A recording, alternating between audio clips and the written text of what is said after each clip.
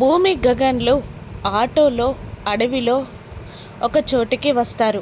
ఆ ఆటోకి అడ్డుగా ఎస్పీ సూర్య 10 మంది కానిస్టేబుల్స్ని వేసుకొని ఆటోని ఆపేస్తారు. ఇక గగన్ కూడా ఏమాత్రం భయపడకుండా కిందికి దిగుతాడు. భూమి భయంగానే గగన్ పక్కన నిలబడుతుంది.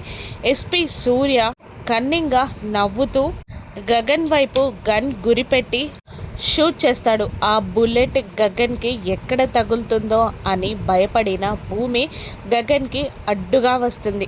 దాంతో భూమి పుట్ట భాగంలో బుల్లెట్ దిగిపోతుంది.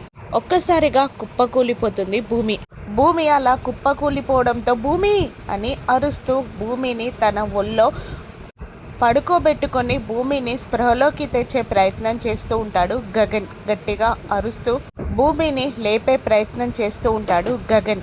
అప్పుడే ఎస్పీ సూర్య కింద పడిపోయిన వాళ్ళిద్దరి దగ్గరికి వస్తాడు. సూర్య గగన్ని చూస్తూ గట్టిగా నవ్వుతూ గగన్ని షూట్ చేయబోతూ ఉండగా భూమిని కింద పడుకోబెట్టి షూట్ చేయబోతున్న సూర్య చేయిని మెలితిప్పి సూర్యని ఒక పంచ్ విసురుతాడు. అక్కడ కానిస్టేబుల్స్ అందరినీ మట్టి కరిపిస్తాడు గగన్.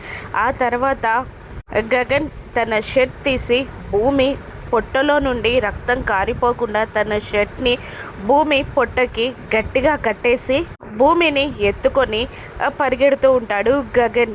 మరోవైపు అదే టైంలో అక్కడికే శరత్చంద్ర కూడా గన్ పట్టుకొని వస్తాడు. గగన్ని చంపడానికి ఆవేశంగా వస్తూ ఉంటాడు శరత్చంద్ర.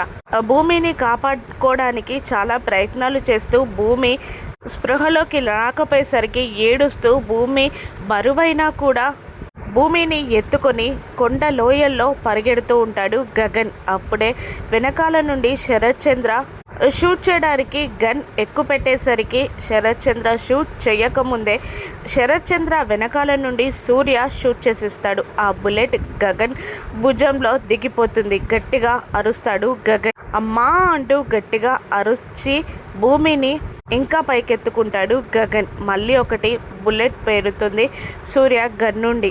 గగన్ కూడా స్పృహ తప్పిపోతూ ఉంటాడు. ఆ కొండ చివర్లో ఉన్న గగన్ భూమి చచ్చిపోతారా?